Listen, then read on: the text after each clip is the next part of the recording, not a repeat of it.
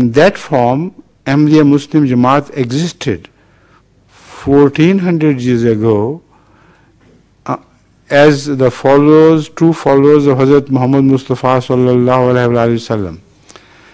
And that had been predicted by the Holy Quran. Because in Surah Jummah it was said, وَآخَرِينَ مِنْهُمْ لَمَّا يَلْحَقُوا بِهِمْ, that the person who will truly represent Muhammad Rasulullah sallallahu alaihi wasallam in the latter days would bridge the gap between the earlier people and the new followers, and they will be made one. So that is why I say, I claim this on the authority of the Quran, not from my own personal self. The Holy Quran has said it in so many words. The true representative of Muhammad Rasulullah sallallahu alaihi wasallam in the latter days would make his followers, let me say, would bring his followers spiritually to meet the followers of Muhammad Rasulullah sallallahu alaihi wasallam, so that they could be described as one people. His followers would be truly the followers of Muhammad Rasulullah sallallahu alaihi wasallam. That is what it means. Thank you. The second last question from Swami Manatawabi. He's from the International School of Humanitarian Thoughts and Practice from Kurukshetra in India. From? Kurukshetra in India. Please. His question, he says, my question is, what is the feelings of Ahmadiyya movement to movements which are rationalist, skeptic, humanist, secular, atheistic, and movements of other scientific nature who believe in human friendship? Will Ahmadiyya movement join hands with them? See, there should be some common basis of belief and practices to join forces in that particular area. So we cooperate with all human beings who in any way serve the cause of humanity, whatever their beliefs are. So if they are atheists, it doesn't make any difference to us, because as far as the service of mankind is concerned, if they are honest and truthful in their intention to serve the mankind, we can, of course, cooperate with them as best as we possibly can. Thank you. If that was the question, then I have answered, or was it a different question? My other question is, should I come there? Yes, please.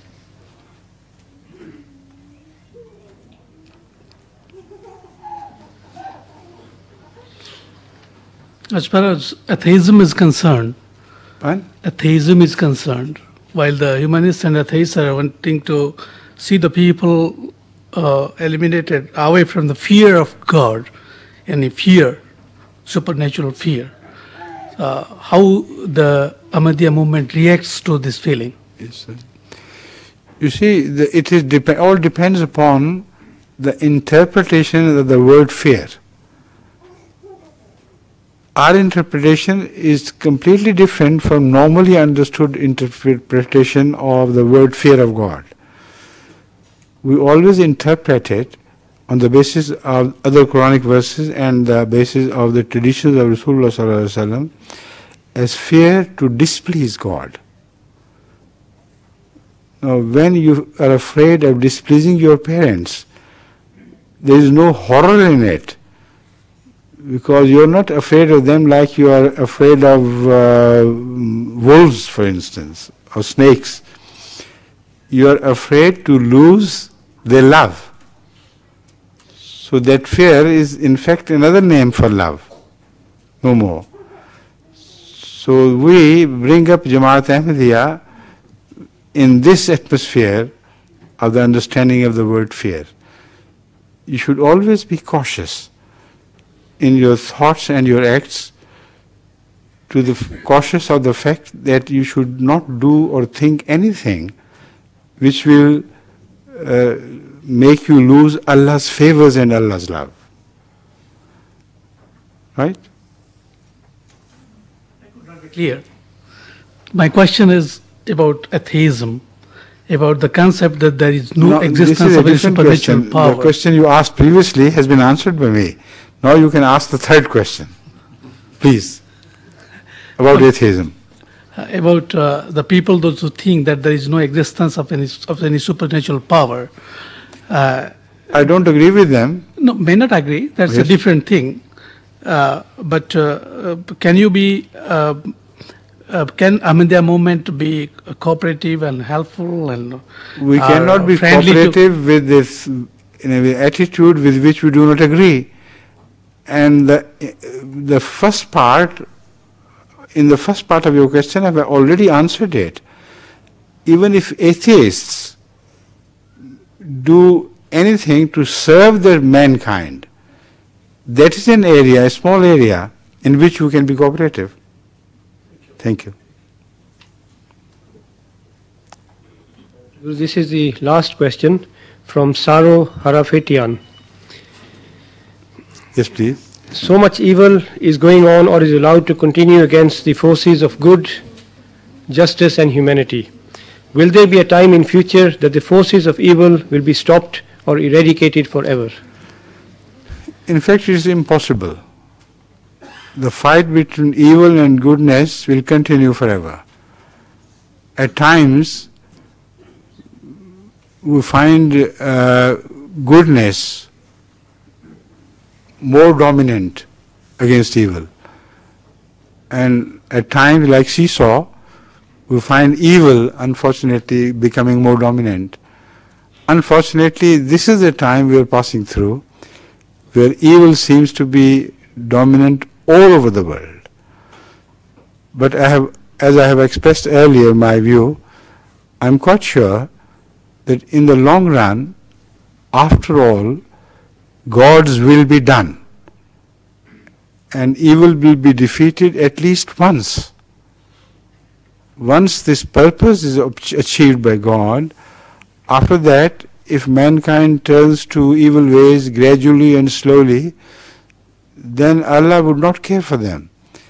And according to the Holy Quran, a time would come when evil will ultimately dominate once again. But at that time, mankind will be wiped out from earth. And a new form of existence would take place and displace mankind. This is based on the Quranic teaching, many verses of the Quran, and I can prove it with reference to them, but there is not enough time to do all this now. But in principle, you can understand with reference to Noah. What happened at the time of Noah was that evil had dominated, and very few true divine people were left on earth. So for the sake of truth, Allah destroyed the number, which was overwhelming. The number of evil people did not matter. They were destroyed as a whole, almost as a whole. And Allah did not care because He had not created mankind for the sake of becoming evil. So if God had done it before, so He would do it once again. If mankind as a whole is rejected ultimately and is fallen back to its evil ways, then Allah will wipe mankind out of the face of the earth, and a new creation will be made which will behave better than the previous mankind. Thank you.